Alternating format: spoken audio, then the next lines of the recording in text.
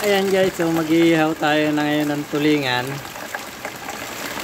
Ang problema, umulan bigla. Ayan o, lakas ng ulan. Pero maliwanag naman o, parang may araw siya. Pero lakas naman ng ulan. O, ayan o, lakas ng ulan.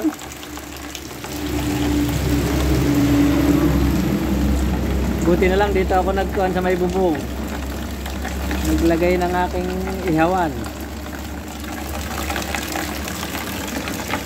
Yan.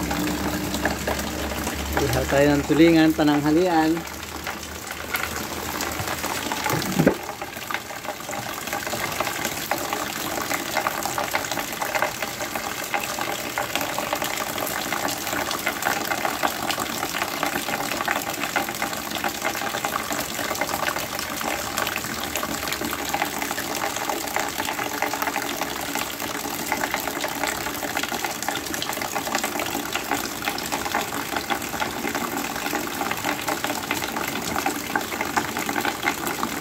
Biniling na po.